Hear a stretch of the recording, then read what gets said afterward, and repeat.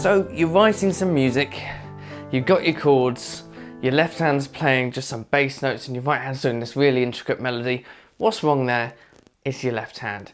The left hand is always absolutely underutilized. And I'm afraid I'm guilty of doing the same thing. So often my left hand's just doing octaves, it's just doing fifths, it's not being a part of the music. So how can we utilize the left hand properly? Well, it needs patterns and it needs structure. The right hand's always going to have the melody, but the left hand can still fill in the blanks. So here's the sort of thing I'm talking about. It's a pattern, simple in structure, but it's all just in the left hand, and it adds so much. And I could go on. The great thing about having a structure, about having a pattern in the left hand, is that it's interchangeable between any scale or any chord that you're currently on. You can swap it from a minor to a major, you can swap it from a diminished to an augmented. So long as you've got the fundamental pattern, your brain doesn't have to put in too much thought. So in which case, let's learn the pattern I just played. So I'm going to keep it in the key of C just to keep things simple for the moment.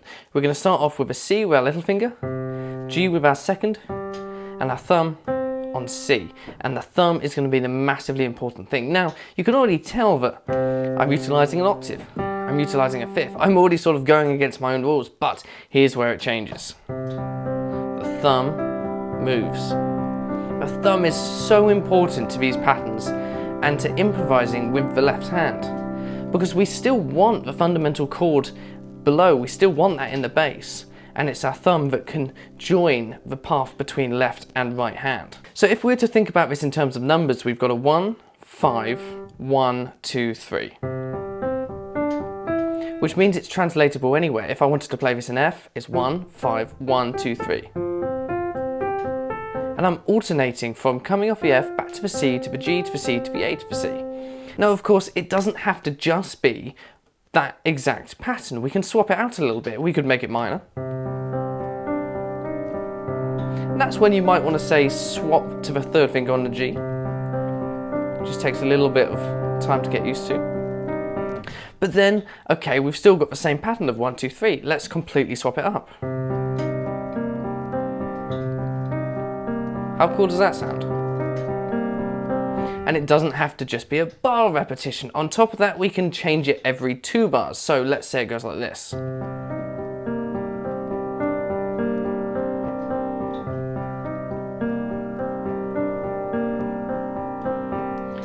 And immediately the left hand has just created a piece of music before the right hand has even begun.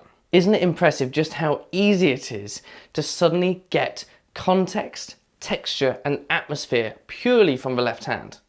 And of course we did have quite a bit of sustain pedal, but that's what's required to make the sound turn into this wonderfully complex chord. So let me improvise something for you right now and I will talk you through what I do as I do it. Let's choose the key of A minor this time, keep things on the white notes.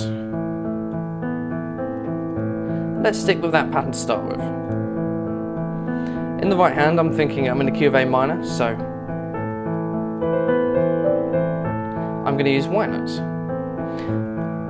And if I make sure to come back and land on either a third, a first, or a fifth of the scale, whatever I play in the right hand is probably going to sound like it works.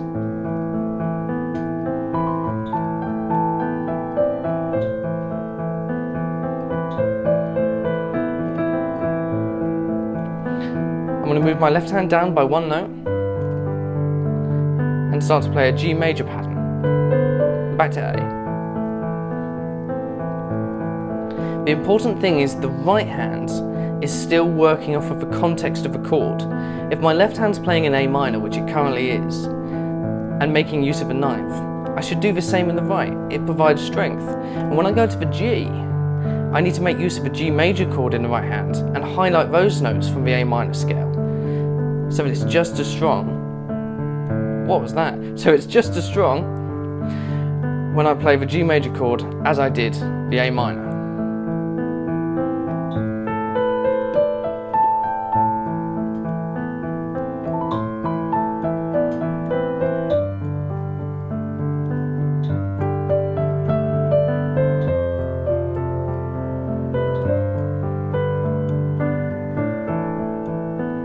And that time I went down to F major. I'm just working down the notes of the A minor scale and translating this pattern using the numbers onto each one of them.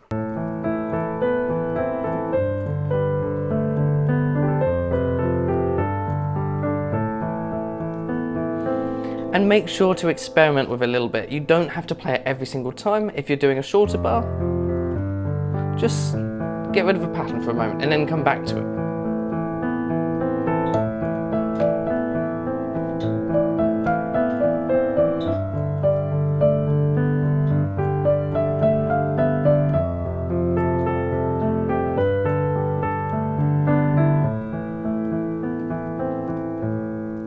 So I've spoken about patterns and I've spoken about spread chords before, both of which I've put a link in the description if you want to learn a bit more about them. But the left hand is always the weakest, always. Every piece is pretty much dominated by the melody played by the right hand, and the left hand gets left behind. And we can't do that with our compositions because otherwise they're going to fall behind as well. We need to be on top of our game with both hands to make sure the music sounds great. So try practicing it. Have a go with that pattern. It's going to sound great no matter what you do because that sustain pedal is going to hold down those notes and create this lovely ninth chord, whether it's a minor or a major, doesn't matter, it's going to work. Now it's going to take a bit of practice before your right hand can get just as involved, but it won't be long if you just focus on that left hand and give yourself time to memorize the finger patterns. So in any case, we should probably wrap this up. Now I just want to remind you that I'm currently writing a piece of pirate music every day for the next 14 days. And you can get involved, you can help me out by playing these pieces, by practicing these pieces and letting me know how they sound, so long as you join the school, which is in the description below. If you join it, I'll send you the pieces every 3 days, so I'm not spamming your inbox, and you can just download them for free, which they probably won't be when they go live, and you can get in contact with me directly to say whether it's good or bad, and I'll make sure to credit you in the book when it's written. So stay motivated, keep practicing, and I will see you tomorrow for another piano video.